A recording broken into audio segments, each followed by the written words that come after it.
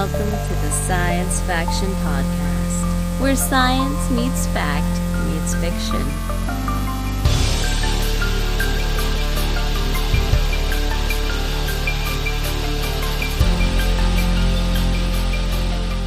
This is Science Faction for the week of November 16th, 2025. I'm one of your hosts, Stephen Dominguez, and with me tonight, two individuals that are just so happy to be here they can barely contain themselves. I'm Benjamin Daniel Lawless. I'm Devon Kraft. Devon, you are just like a stone, just solid, same every time. How's it going, guys? Yeah. Yeah, doing all right, y'all. It has been raining quite a bit here, in California the last couple of days, and it's been a very busy weekend. In our neck of the woods, we had a parade, the Fall Colony Days parade. Were you there in our little burg? Yeah. Where? Well, all right. So, because I was there too, and I didn't see you. Yeah. You didn't. Did you see my wife and my son though? Oh yes, I saw them.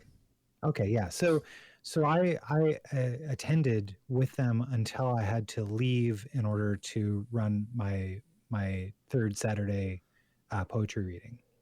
Okay. Which I do every third Saturday. So for those of you at home taking notes, poetry trumps parades. That's the order of P's that you should follow. Go ahead. When I'm running a thing, and it's very important. I try to keep it. It's very important. It's important to me. It's important to a few members of the community that I serve, and of course, yeah. So, but the kid and the wife, they were working on doing the junior roller derby team at the parade, and we didn't know until the last minute if anybody was going to be, like, anybody else from the team was going to be walking it.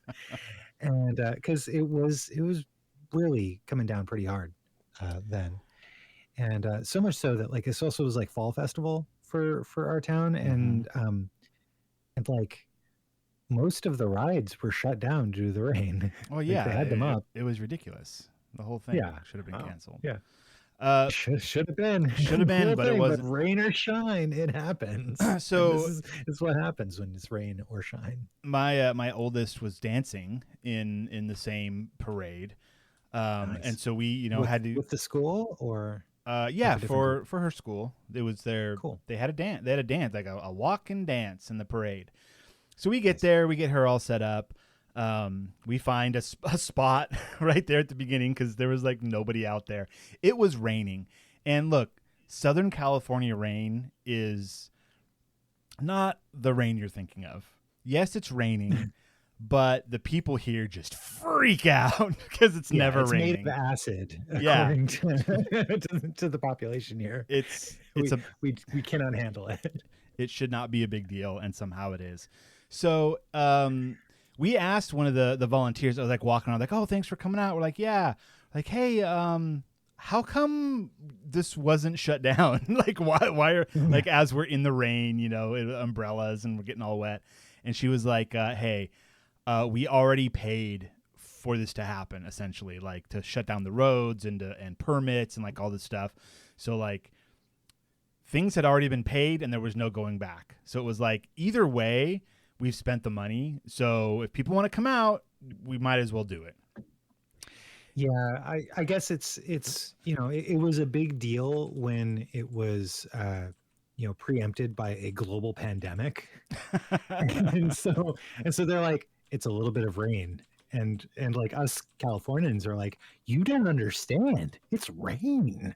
It's rain. Water's falling from the sky. It's unholy. It shouldn't happen. Devon, how do Texans handle rain? I mean, we get some pretty bad storms. So I think fine. I think they're used to it. Right. So, yeah, but I mean, whoa. Hold on. What? He said they. Devon, you're one of them. He said they do okay. You are a Texan, sir. Yeah. Gotta say we. We. Oh my gosh. I remember when the storms happened and you had like trees falling on your house and stuff. Those are ice storms though, right? That's a little different. Yeah, that was during the winter, and that was ice. So we Yeah. get snow, just a little bit of snow sometimes during the winter. But during the summer we get crazy storms that have tornadoes, and then during the winter, every other year or so, we get some really bad like freezing weather. With that ice storm was something else. That was crazy. It snowed here. Was that last year or the year before, Ben? For like 5 minutes at midnight or something one day. It was a couple of years ago. It was back when the world, where we thought it was kind of ending, but it hadn't gotten to be our current apocalypse. It's always it was like something, 3 or 4 apocalypses ago. In millennial years, about 20 minutes. In regular time, a couple of years. I mean, since then it's been raining a couple of times now. Just I don't know. Can't keep track. All right. So, Ben, are you ready to talk about it now? Yeah, I think I should. So, everybody, about a week and a half ago, we said goodbye to my good dog Orion after almost 10 years with us. And back in June, we were told, hey, you got maybe 2 to 6 weeks with him, and we got 4 incredible months with him of late stage kidney failure, and brutal. Yeah, but it kind of made me start to think a lot about how my entire life has gone the last several months, and how when you're in it, sometimes you don't quite recognize what's going on, and you kind of come out of it and you're like, oh wow, that's that was crazy, and not sustainable. And so it's kind of interesting now, but kind of trying to figure out like, okay, well, what does rest look like? Well, now that I'm not, doing medical stuff from 5 a.m. to 10 p.m., and being kind of concerned every time he shifts, if this is like, oh, is he going downhill now? It's been interesting kind of coming out of that. So I thank you guys for continuing to bear with me as I've been probably a little bit a seething pile of neuroses. No, even more so than usual. But oh man, you ever seen like a Jello mold, and someone puts it down? You look closely, and you just see that it's like shaking uncontrollably. But when you back up, it looks fine. But you look close, and you're like, "Oh, something's wrong." Then I have news for you. I've been definite Jello mold lately for sure, and not like the cool T1000 type of Jello mold. This is not a something else. Lex about to take a bite, but the Velociraptor's coming Jello. No, this is much worse. No, yeah. No, this is like not quite Secret World of Alex Mack type Jello. Like, oh, you did it. You won the reference war. I don't understand that one. Oh man, raise your hand if you do, unless you're driving. Oh, then raise them both and kiss your ass goodbye. You can die happy. All right. Well, Orion was a good boy. He was, for those that don't know, or this is their first episode, or it's been a while or whatever. He was a black lab. And if you know black lab energy, then you get it. That was him. Yeah. Except he had one eye, which I really think you guys made a critical error in naming that dog. And it should have been, and I'll die on this hill, you should have named him Nick Fury, because oh yeah, come on, Odin. Odin? No, Nick Fury, man. Yeah, that's good too. Or just Fury, like, oh, this is my dog Fury, and they're like, why, he's got one eye? Was he fighting? He's like, no, well, Shield, and then you see if they get the reference or not. Oh man, He's putting together a team. I wonder when we're gonna see Nick Fury again. You know? Oh, Samuel L. Jackson loves the paycheck. He's unapologetic about it. He's like, this is work. If they're gonna pay me to go say some stuff, I'll do it. This is my job. So anytime they ask Nick Fury back, he's there. So just be content to know that there's never a missed opportunity to see Nick Fury. If there's an opportunity, he's there, man. That's very good. What I love about Sam Jackson. Ooh. Him and his crazy eyes. So this week, is it this week? I'm pretty sure it was this week. There was another trailer for Fallout Season 2, Amazon Prime, and showed a bunch more stuff. I didn't super analyze it too much, but if you're a fan of Fallout, if you're a fan of the first season of the Fallout show on Amazon Prime, there's more goodnesses coming. I can tell. That's it. Just wanted to mention that. December 17th is when the season drops. I'm so excited, you guys. I love this. I've been in love with Fallout since 1996. Like this is beautiful. Epic. Anyway, just wanted to mention that. And now you get to share it with everybody. You know, like now common people. I remember. Will share your love. Yeah, I remember times when I would try to explain Fallout to people. And because like, oh, what do you do? And I'm like, oh man, I love playing video games. And like they check out, right? And like, oh, there's this great one called Fallout. And they're like, okay, what's that about? And so I explain, there's these underground vaults, right? And there's these super mutants, and like the society's destroyed. Everything is caps to pay. That's like the money. But then like I would explain like the plot. Like there were a few times where people were genuinely interested. The Shirley Temple rum's starting to hit. If you're a patron, you know what I'm talking about. There were it's terrible. It's awful, and I love it. Bad choices, Stephen. Terrible choices. Okay, enough. They don't get to hear that unless they're a patron. There are a few times people were genuinely like interested in the story, and I just would get into it and explain it, and they'd be like, "Oh, that sounds pretty cool," and I'm just like, "Oh, it's so great." And now, through like when Fallout 3 came out, and that was pretty good. People like that. Fallout 4 came out, video game, and that won a ton of awards. A 10th anniversary edition just came out with all the DLC included. I don't know who that's for, because if you're a fan, you've already bought it all, so that means nothing to me. But that's out now. And then the TV show, and they just, if you love Fallout, man, you love Fallout. And you can tell the people that made that show love Fallout. It's just such a good feeling that it's like, wow, I can finally share this, or people can finally understand and share in this crazy, awesome story in this nutso world, and get the same like wow out of it that I've have for years and years and years. Such a fun series. Anyways, should we get? No, you've got something else on your list there, Ben. You want to talk about that? Are you done? Sure. Yeah. So, y'all may know, or maybe don't. I don't know. But I am a graphic designer, and and I have my own business where it's called Penciled In, and I design and publish books for local authors, mostly poetry, but some children's books. I've done memoirs. I've done art books, all that sort of stuff. And I several years ago,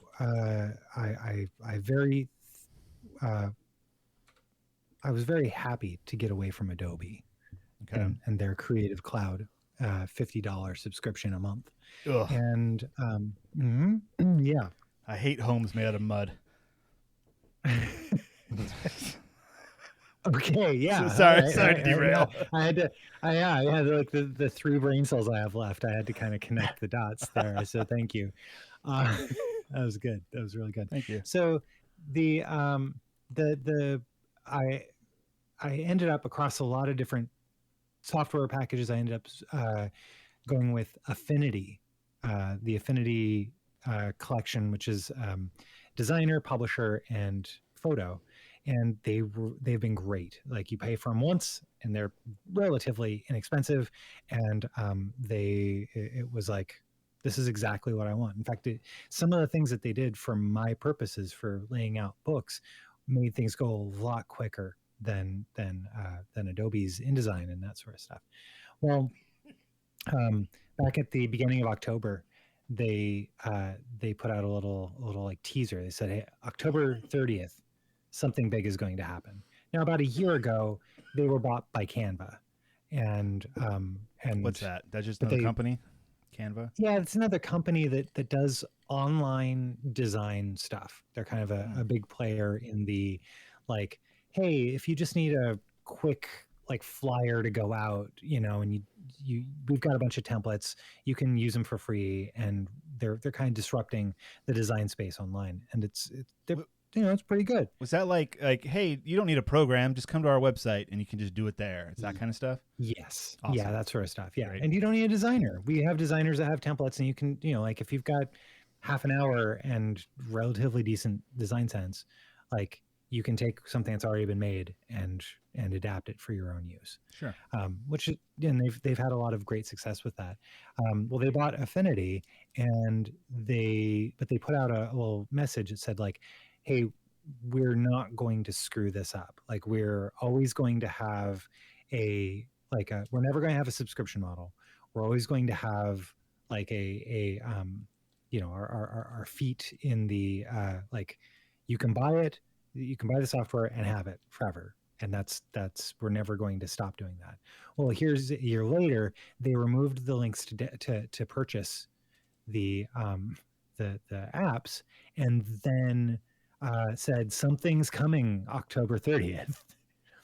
Now, the Affinity, the Affinity fans out there were like up in arms.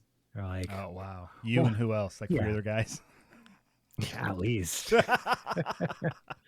I wasn't even posting anything. I was just going like, yeah, this is kind of weird, like whatever. Turns out that they're going all free.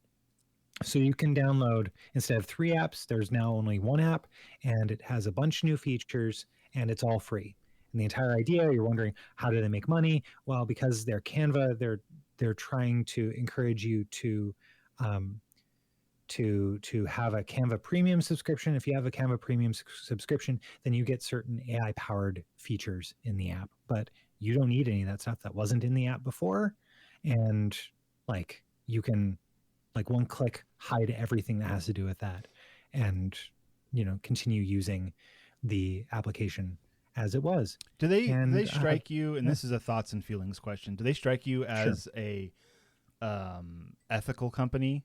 Like, no, like they're going to be like, oh, everything's free except if you pay us, you get the AI nonsense. And then like one day you're going to open it and it's going to be like, sorry, we took away the pencil tool and we put that in the subscription model. So sorry. Or even, I mean, I don't know. Like I honestly don't have high hopes for the long-term game for it.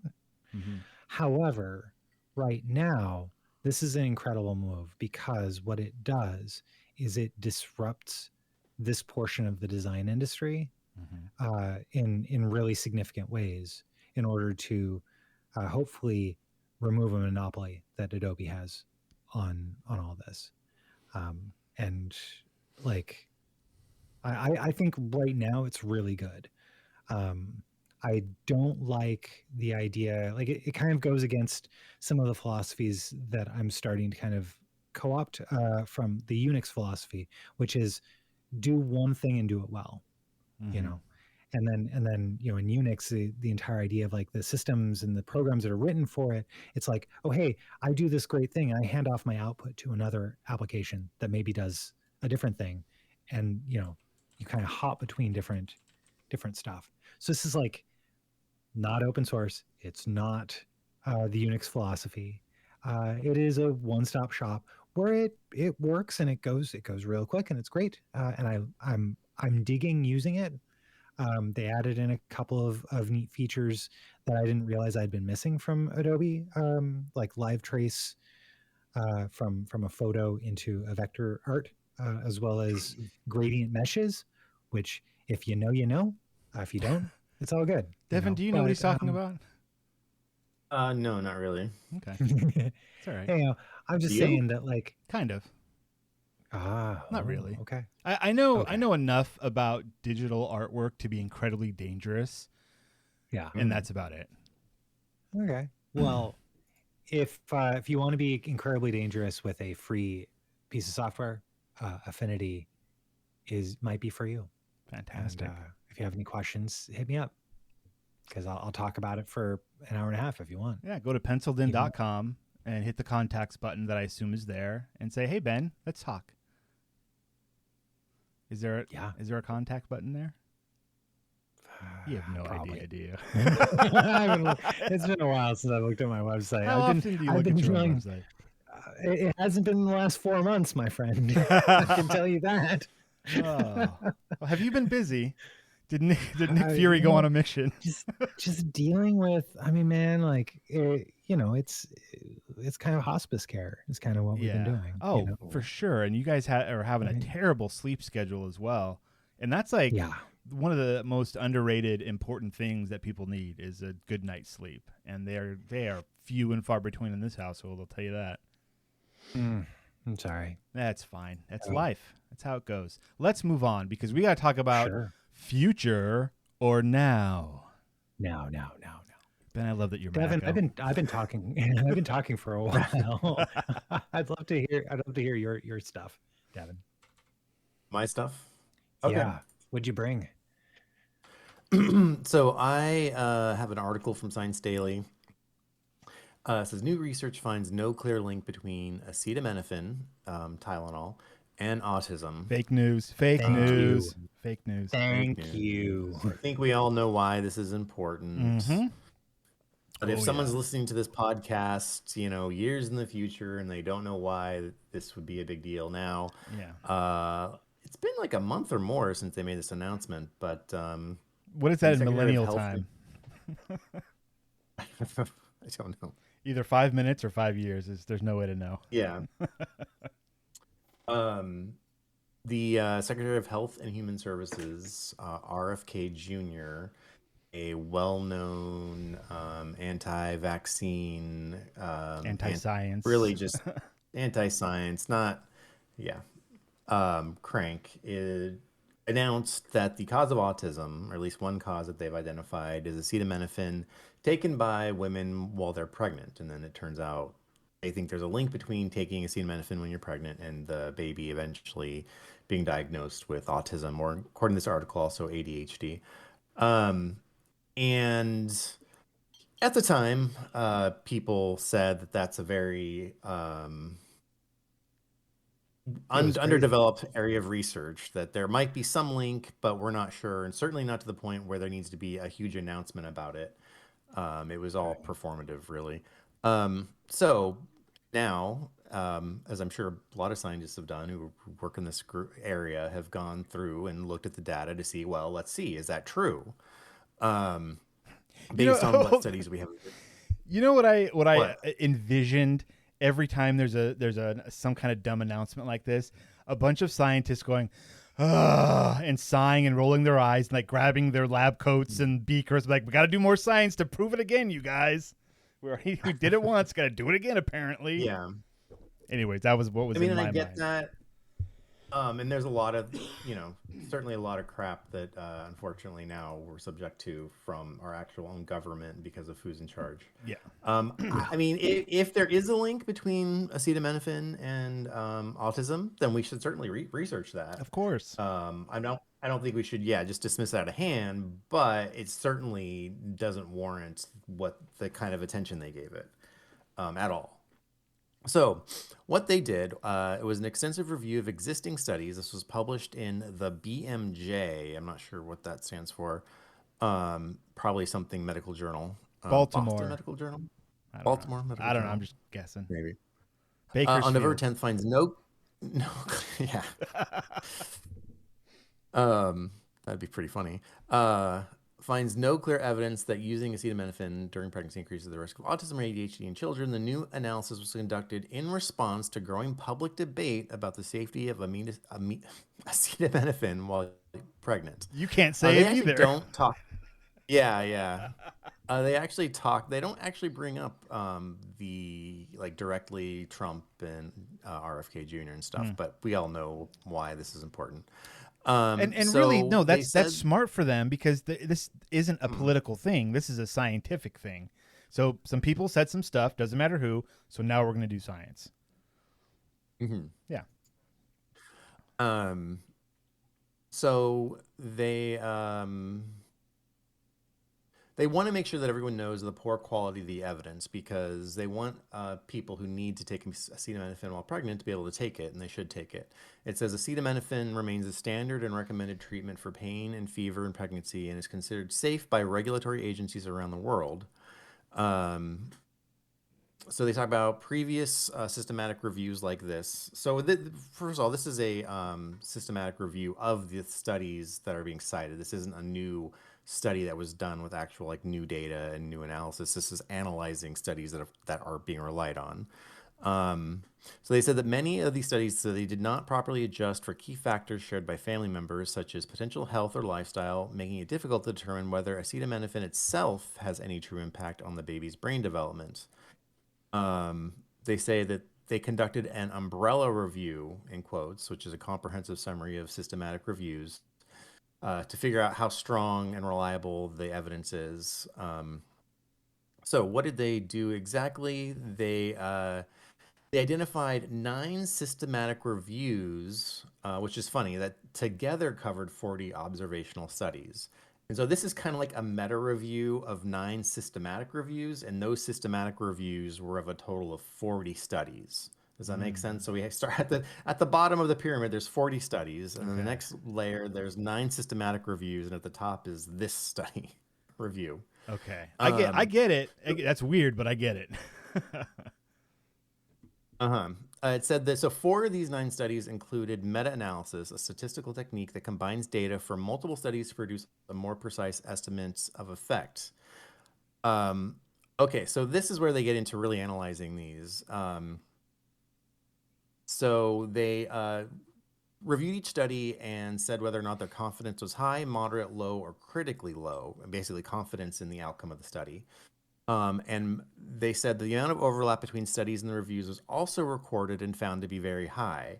That's another interesting thing is overlap in the studies. So it sounds like a lot of these studies use some of the same data points. And so that's going to make it difficult to know, to parse the studies because you're like, well, you're using some of the same data points. So some of these studies overlap.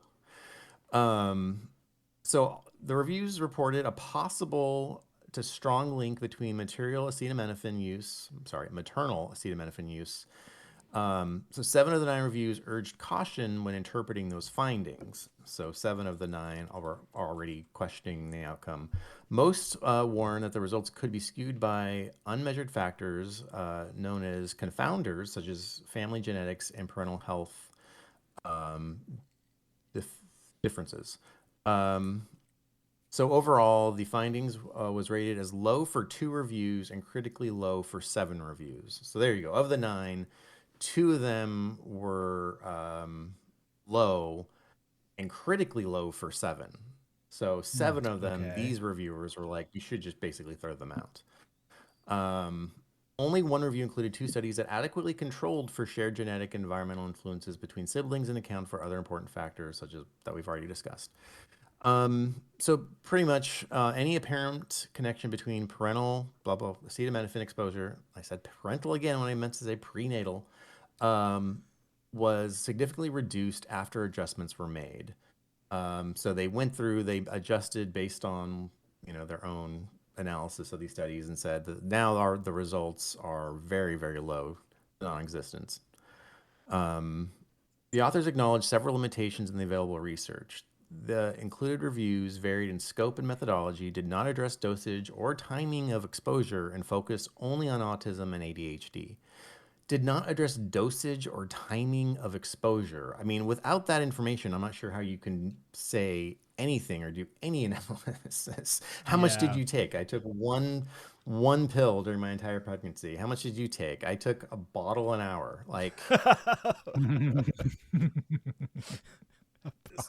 So it says, even so, the new overview brings together all relevant evidence using established quality assessment methods. It highlights that the authors describe as the lack of robust evidence linking acetaminophen use in pregnancy and autism and ADHD. So basically, just that whole idea, at least there's no evidence, no good evidence to support that connection. So certainly no reason for there to be any change in policy or to make any announcements about that we know what causes autism. I mean, I understand people really want to know what causes autism because it affects a lot of people's lives, and certainly we want to know, but let's figure it out and actually know what causes it. And is it even something that is caused? Like we, one of the big kind of discoveries, if you will, recently is that autism is a spectrum. You can have a little bit, you can have a lot. There's different types, but it's all kind of tied into similar things. So what if there is no person that doesn't have it?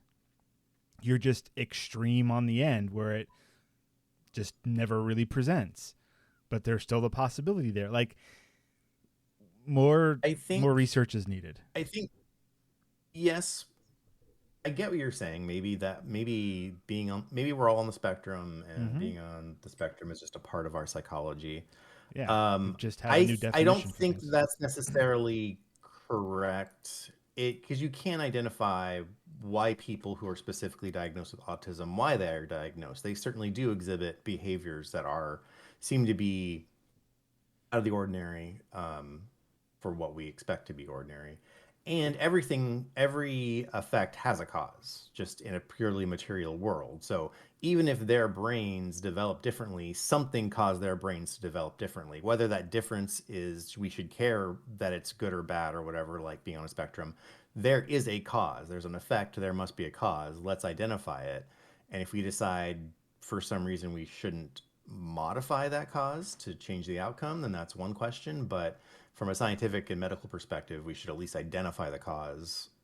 And most likely, I would think that if you could identify potential autism risks and there was a way to say, well, I don't want my child to have autism, can we make a change, whatever genetic changes in utero to prevent it? I think most people would make that choice, would choose to do that. Yeah. But that isn't to make any kind of comment on the morality or Right. the value judgment of someone's life who lives with autism or is. I know there are very particular ways of saying that. Who is neurodivergent? Neurodivergent. Neurodivergent, yeah. Or neurospicy, as I like to think. Neurospicy. I've heard that a lot lately. Yeah, I've heard that. Yeah. Yeah, but I mean, like, yeah, definitely. And I mean, I think there's also like your idea about like, oh, would you think that most parents may choose for to adjust the child in utero to not necessarily have a propensity for these things. That's also a very complicated thing. We're not saying that like you're a bad person if you choose not to do that at all. Or at least I'm not saying that. No, we have you are either. No judgments. Like, yeah, at all. No. It's none of our business. Yeah. Like it's curious. Like I want to know so bad. Like if there is a cause, like what is it? How? Because if I don't know where I'm going with this. I'm sorry, guys. We can move on. My brain started turning in weird ways. Saying, like maybe it's not a cause as in a environmental cause, or we identify as a genetic cause or not. Something there is a measurable effect.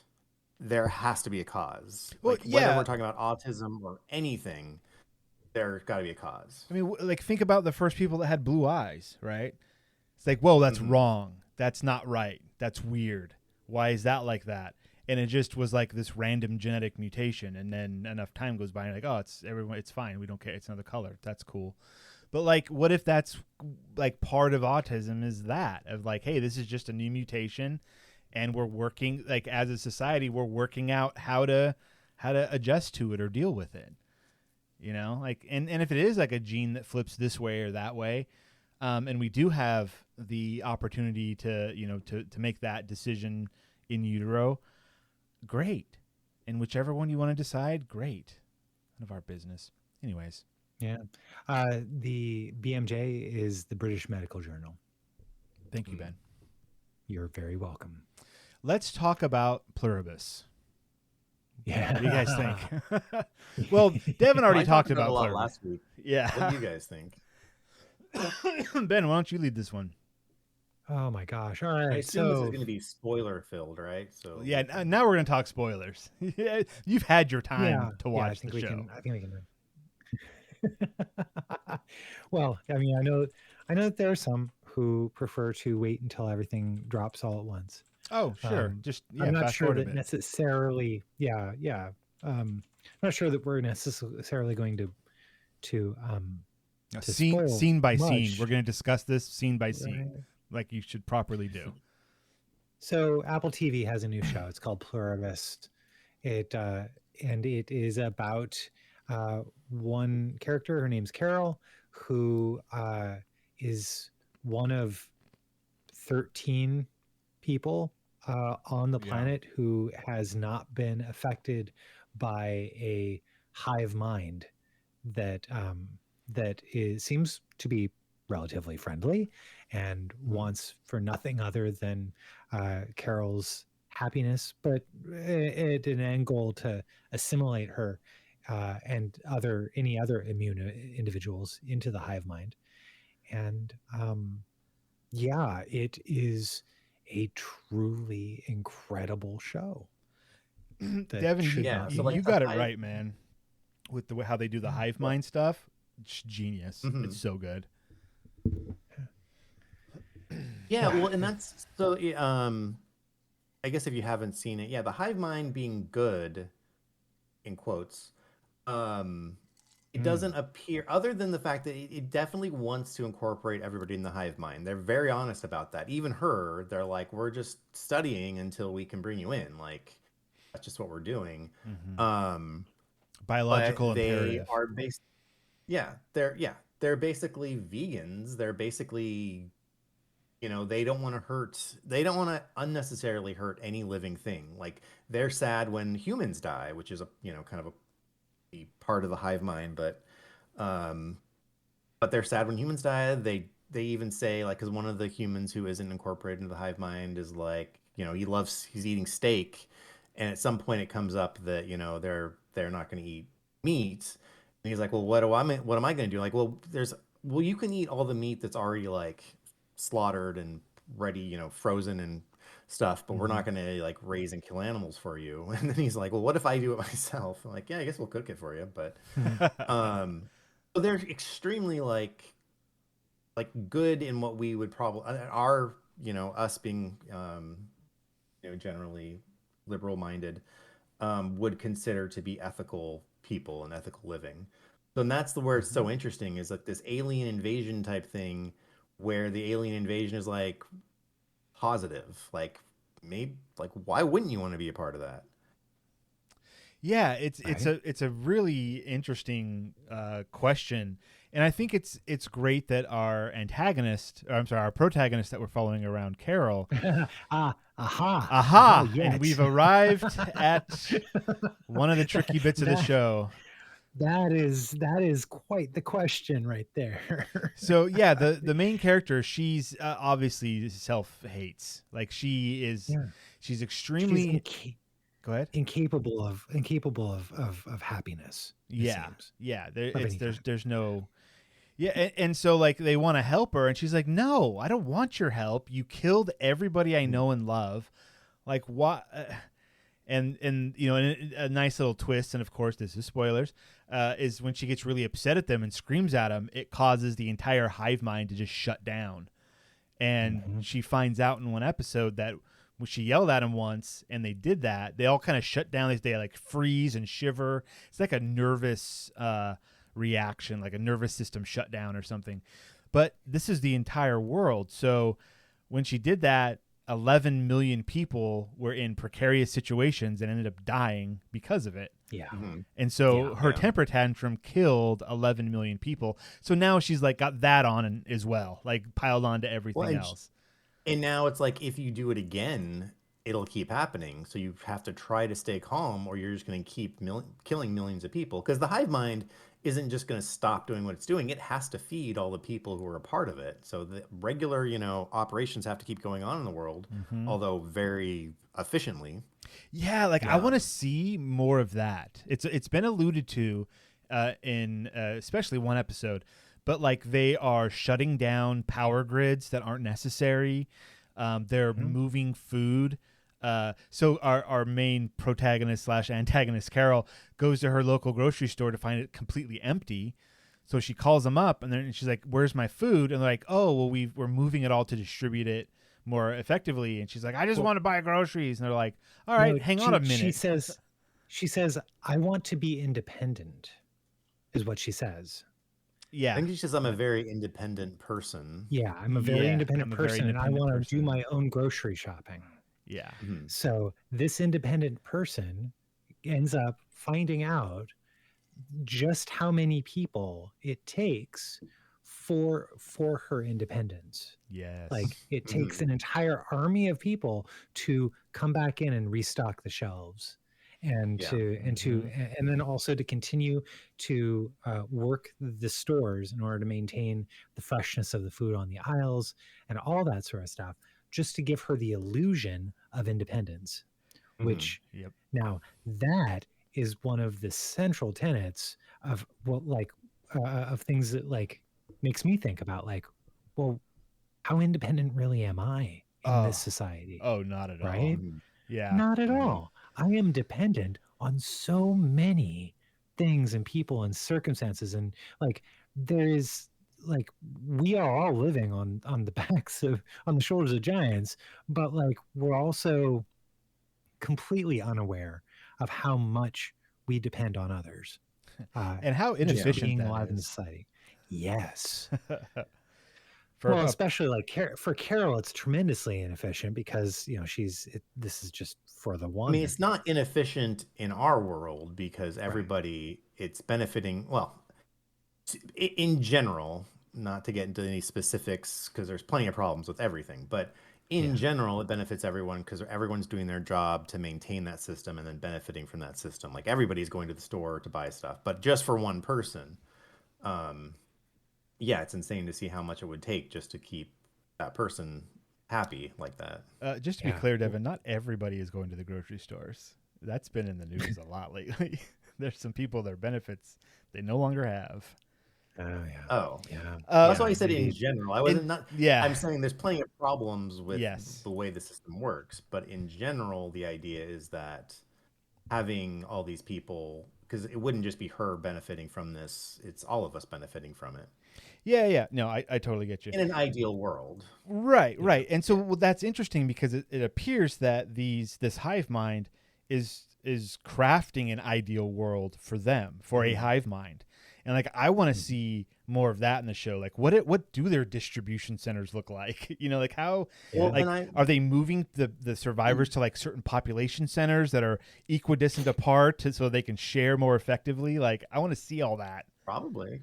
Yeah, that would be cool. But I was like, are they in overall? Is it like, are they building a spaceship to move their their biological imperative is to go to more planets and spread, or are they building like a big emitter, like because this all started receiving a signal? That's what I would say is that would be part of their imperative is to like, okay, we got here, we got the people, now let's build the thing to shoot out to another planet to keep going. Totally. Yeah. I mean, and there is some mystery there, like how did it was all encoded in DNA, right? It was the 4 nucleotides. So like there's like how did they know that? That's kind of interesting, unless that's what life is. The thing is here is that this is like for all of Carol's complaints about not living in a situation that she didn't choose, none of the hive mind are in a situation that they chose. Like they are simply making do with the situation they've been given. Yeah. They basically woke up because I don't think they have like any memories or connection to whatever entity exists in another solar system. Right. You know what I mean? I don't think they have that built in. So yeah, like that entity woke up one day in a lab on Earth Mhm. and was like, okay, now I have to do what I do, which is spread, and that's what I'm gonna And, do. And then it ends up in that situation. It's and then I'm curious, like one thing that I'm curious about is, it wakes up, it is absorbing more and more people, and it's developing its value system.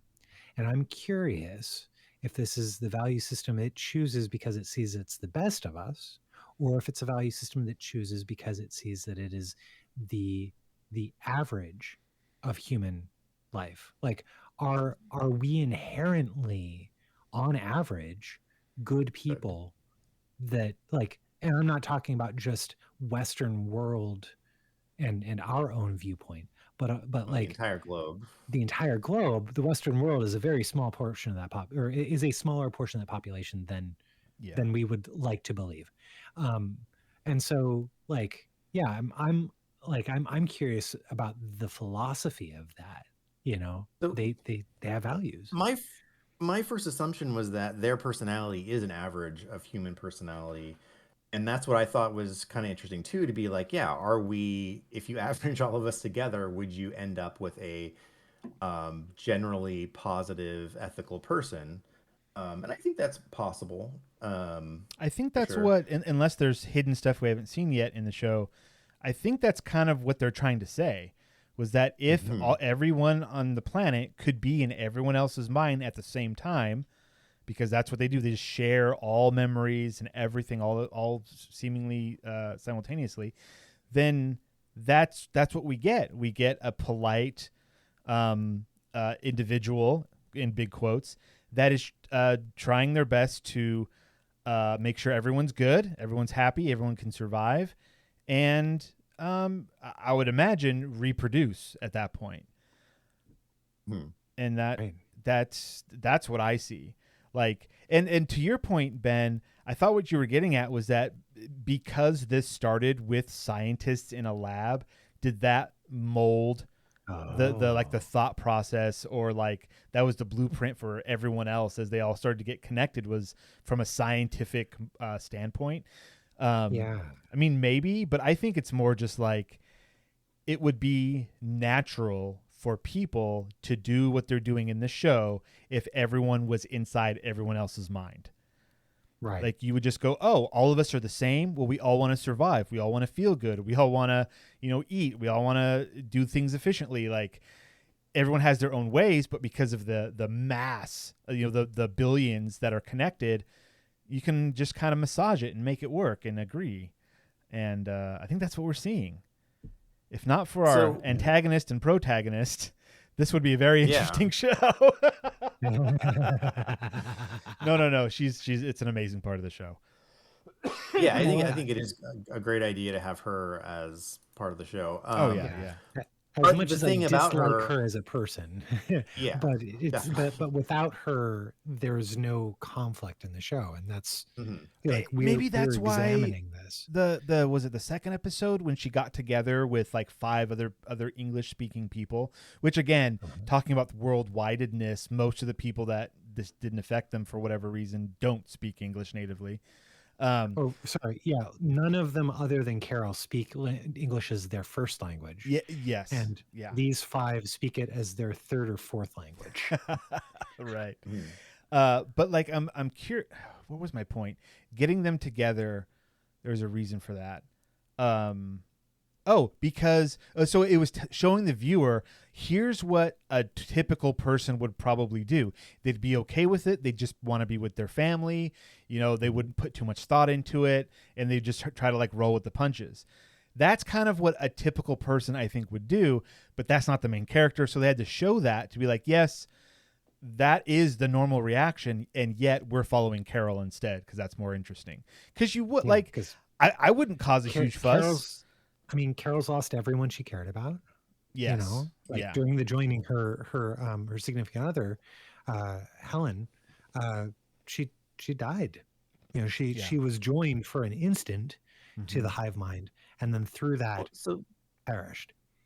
Yeah, so I have a lot of, I mean, that's the one thing about her is I would have so many questions about how it works and what's going on, that she's so angry she doesn't seem to care about that. She just wants it to end because she sees it as an affront. Um, so like I would wonder like because they certainly have Carol's memories Hmm. because Carol Well, not Carol. died when No, not Carol. The other one, sorry, Helen. her Helen. spouse, Helen. Helen. Okay. Yeah. Helen. Um, um, because that's the other thing. So some people, it didn't affect some people because what happened was basically the hive mind figured out ways to spray this chemical that spreads it all over the earth, and some people it didn't affect, although it's very very few people, as we can see, like 11, 12 people. Um, and then, but a lot of people died when that happened. And they even, that's one of the things they talk about in the show, because she asks them, like, how many people died when you did that? And it was like in the tens of millions or hundreds of Eight millions. hundred eighty-six million people died during the initial joining. Yeah. And then that's when one of the other humans says, well, you know how many people you killed when you did when you were angry at them? And that's when you find out it was in the millions. Oh yeah, Yeah. 11. Yep. Yeah. And, but they have her memories, Ellen's memories. So even the people that died in the initial exposure, they were still enough of the hive mind for the hive mind to get their memories and still have access to them. So that's a few of like I was wondering if they uploaded, basically we'll call it like uploaded the memories of the people who died in the initial exposure, does that include their personalities, not just their memories? And does that mean that essentially those people are still alive? Yeah, I think so. Because they're part of the hive mind anyway. Like whether their physical body exists, their whatever made up their uh, Yeah, but is a I'm like clone I that really begs the question of alive? what does that mean? yeah. I Like I so am yeah, that's the I other thing I imagine was yeah. that I imagine that's going to be like when they do figure out how to bring Carol into the hive mind, when they, because they currently are saying, well, hey, your life is your own.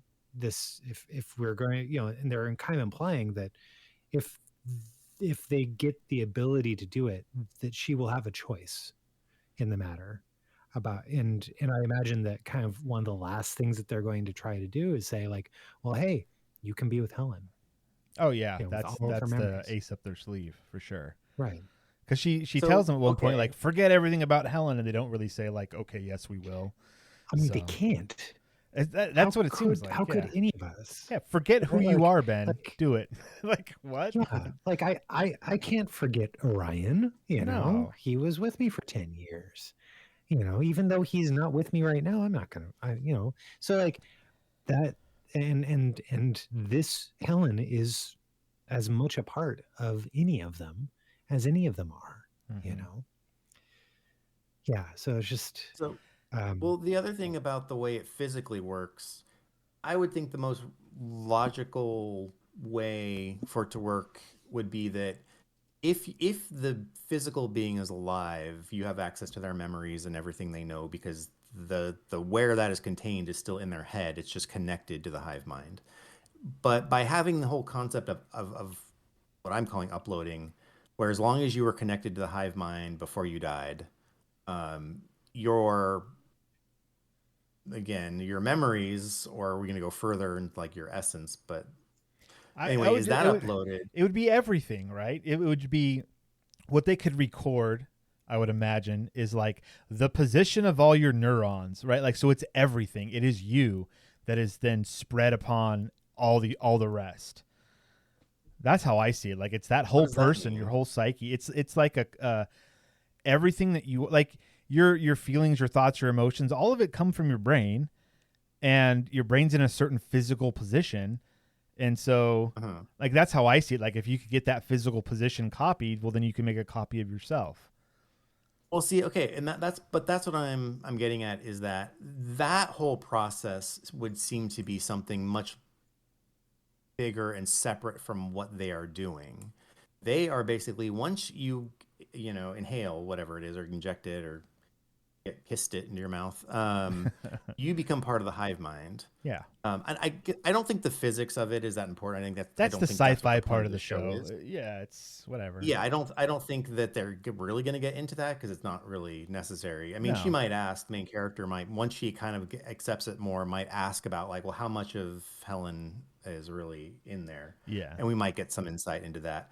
But I think it would make more sense um, just if you were connected, one, if your physical body was still alive, your brain was still alive, that they had access to everything like they do. But once you die, you're no longer part of the hive mind, just because the material they have to use as processing, to use as storage, is our brains. So I would Mm. think, because now it's more of a networked situation where as soon as you're connected, now who you are is now diffuse over everything, kind of like, more of like an internet, a network Yeah. of things. Yep. But that's so much harder because it's like all that, first of all, exists physically. Again, then there's the step of the metaphysics of like souls and what it is to actually have a consciousness and where that comes from and what happens to it when you're incorporated into the hive mind. But I just feel like it makes so much more sense to be like, okay, well, once the human dies, we no longer have access to their memories because that was still contained physically in their head. Okay. But where they're going with a no, it's all instantly uploaded to the cloud, which exists physically somewhere, which would be people's brains. But I I guess, well, that's just one of the conceits, I guess, of the show is that yeah. that's how it works: is you're uploaded to everybody and you stay that way, Well, even if your physical body dies. since Carol doesn't understand it, we the viewer are not going to understand it. And I think they made a point of kind of saying, "Hey, we're not ever going to talk about this," because she repeatedly asked if there's any other scientists or any doctors, anyone that knows anything that are still around, and they're like, "No, no, they're all in here now." And so, like, we're not going to suddenly find another person who's like, "Oh, I got it. Here's what's happening, Carol." Like, that's not what this show is, and that's not what it's about. So I don't Well, think we'll ever it's know. not, but that's why, like, not only is the main character frustrating because of her personality, which is Mm-hmm. it's the point of the show. It's frustrating to me because I'm like, there are so many questions to ask. Like, Yeah. they probably don't even know the answers to them. They were probably just like, no, this is just how we live. Yeah. Do you I know actually how your don't know phone how it works. works? Yeah. Exactly. Which would also be kind of interesting to be like, this is the situation we're in and we live with it and we go up, like, yeah, you don't even know how your own body works. Like, Yeah. I'm not a biologist. I'm not a doctor. I don't know anything really. And there's plenty of stuff we don't know as a society because we haven't researched and gone that far. So, like, to ask them, okay, so do you have like one mind or how do asking them things about their consciousness, they might say like, we don't know. You don't know how your consciousness works. We don't know how our consciousness works. Yeah. Um, And I guess plus, that would it's be like it. we think of them as a them, but it's really a they. Like it's all the Yeah, people. Like there that's is no like other alien thing in the people. It's just everyone's connected now, suddenly, instantaneously. Well, Yeah. and that's why I do wonder, because I feel like if it referred to itself as an I, that actually might make more sense because it Mm-hmm. is one entity. But it's just kind of more interesting to say we. But that's why the questions would be like, okay, so how much of your inner world, um, your qualia, how much of that is from a singular perspective? Like, how would you describe how it feels to be you? Is it one single person thinking, and you have memories of that because you have the memories of all the people on Earth who've that's been their whole lives, so you know how that feels. Now compare how you feel now. Is it the same as though the memories of what it feels like to be a single individual, or is this feeling of experience different? It actually does feel like a multitude, but yet somehow there's a focus that brings up one thought or idea at a time. Like, I want you to compare that and tell me what that's like because I want to understand how you work, and also it might give some insight into how consciousness works. Like, that would be the kind of questions I'd want to know, is like, what's it like to be a hive mind? Is it a singular feeling, or is it always a multitude and yet you can act as one? Or how does, like, when a person, because you're controlling the entire globe and it's all efficient and it's all, people doing all the jobs to produce food, and any single individual can like fly an airplane because now they have the knowledge. It doesn't matter if we don't need the actual pilot, we just need a person because any person knows how to fly an airplane now. Do you have to think about each individual going along their tasks?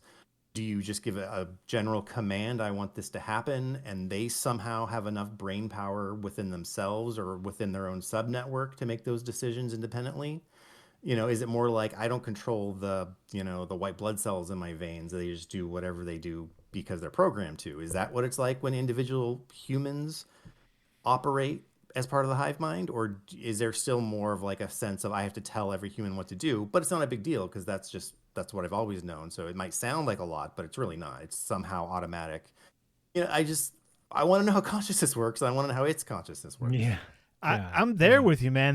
That's some good questions. I don't think this show's going to answer like any of them, but those are some good questions. Think so, but it's more of just like, if I was the protagonist, I would be like, man, I have so many questions, but she's just like, I'm angry, justifiably, because they killed everyone she knows, especially because they killed her partner, which I would also be mad. I mean, yeah, this would be an entirely different show if her and Helen both survived. Like, yeah. Sorry, and one more little. Sorry, I'm ranting, but no, do it, rant. That part of it too is interesting because you could say like, well, no, she's not dead. She's part of this collective consciousness, so don't act like she's dead because only her body is dead. However, the personality of the collective consciousness is not that person. And she demonstrates it brilliantly when she asks the kid to do a complex math equation, and he does it. And his mom, who's been desperately wanting to believe that this is her son because she doesn't want to lose her son. I completely understand that. The body exists. Apparently his mind exists somewhere within this hive mind. So he exists. His body exists, his mind exists, and here is this singular person I see in front of me. But his personality is not his. It's an amalgamation of all humans. And that is not your son, right? And even though, so for her to if the hive mind wants to tell her, no, look, Helen, is it Helen or Ellen? Which one do I keep saying? Helen with an H. Okay, yeah. If she still exists, she's here with us. You can talk to her, sort of through us. I would completely understand her reaction to be like, no, that's not her. That's not the person. You don't sound like the person I knew. A puppet with Helen's memories. But Helen didn't know how to fly an airplane, but yet if she does now. So like I mean I think that here's the real portion of it, right? Is that Carol is angry, right? Of course, very much angry. However, is directing that anger at the only person that she feels she can, which is it's not fair. Right, like there's no like they didn't do this to Helen. The circumstances that created them also killed Helen, but they were not. It was not caused by them. They're all making do with the circumstances they're under. At least that's nobody how I'm asked reading it. to be born. Yeah, same. Yes, exactly. So we all make do. I think this show is. What if the internet was nice? So have you guys heard the theory about the internet with this show? No. That essentially this hive mind is like an analogy for the internet. Like she wants food, suddenly all the food appears, right? She wants to be left alone, she can turn them off. Like you can ask them any question and you'll get an answer. You can order a grenade and you get a grenade, right? Yeah. Like it's like this level of connectivity that we have that we are not responsible about. And like, she's kind of going through that, like, especially when she asked for the grenade and they're like, here's a live grenade. You asked for it, I guess. Like it's that disconnectedness with all of human knowledge, right? It's all there, but what do you do with it when you say you can have everything? So there's like questions like that once she gets over herself in the show, like has some personal growth, maybe not this season, maybe a future season, it would be really cool to see different ways that she tests the system. Like, how does this work? And she kind of started doing that with the grenade thing because she was like, would you give me, a bazooka? Would you give me an atom bomb? And they were like, do you want an atom bomb? Yeah, why would you well, want one? She's like, hey, you said I could have anything I wanted. Yeah, Yeah. but and But really, we would let you know how disappointed that we are in your decision. You know, because yeah, depending on where you detonate it, it would either kill a big chunk of the hive mind, or nothing at all. Or, just a little bit. How much would that matter to that now organism? Well, but that organism is also feels empathy with animals. So detonating it pretty much anywhere is going to kill. Oh, true. I didn't plenty think about of that. things. Yeah. Yeah. they would not be a society that would have created an atom bomb. Yeah. Yeah. They just merely have inherited the atom bomb. Mhm. Inheriting the That'd be atom interesting. bomb Like, is a good you title. think they would probably just dismantle them? I mean, they probably are, right? Yeah. Like, but if she asked for one, they're gonna be like, "Oh, we gotta build one again because she asked for it." I mean, at what point are they At like, some point, like, they hey, should be- we're telling her that we're making this for her, but we're not, because we've almost got the serum ready to inject her, so we're just gonna lie. Well, or will they? Or will they actually live up to their values and say, "Hey, we will give you the choice that was denied us, and we will respect, even if you make a choice we don't agree with, we will respect it." Will they? Yeah, that's the question, and maybe that's what we're gonna get in the upcoming weeks. Guys, we didn't talk about enough stuff this episode, but this episode has gone on long enough. Yeah, we can we can talk about this other stuff another time. Oh, for sure. We're not even gonna do book club. We're pushing that to next week. We're over an Oh, heck hour. yeah. We didn't take a break, so let's take a second to thank our patrons. Ben, do the thing. Hey, and a big thank you to our patrons. That's Renee and Josh. You guys are great, and you heard a lot of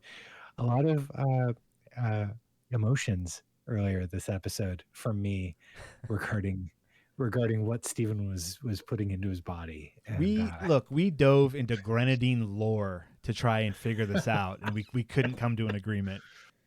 So is what it is. I still think it's monstrous what you're doing. It's terrible. All right. So book club, we didn't do it this week. So for next week, City Grown from Seed by Diana Dima.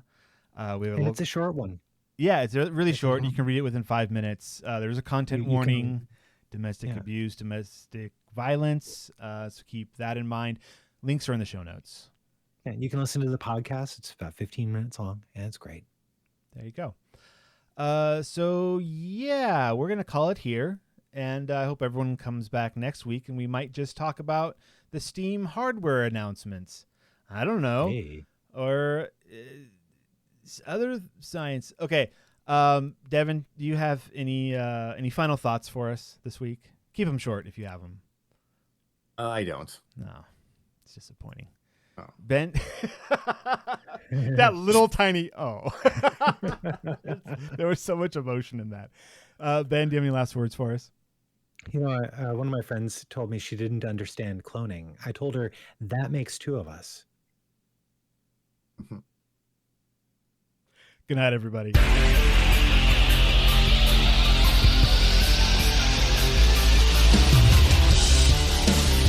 This has been the Science Faction Podcast. Tweet to the host at SciFact Podcast.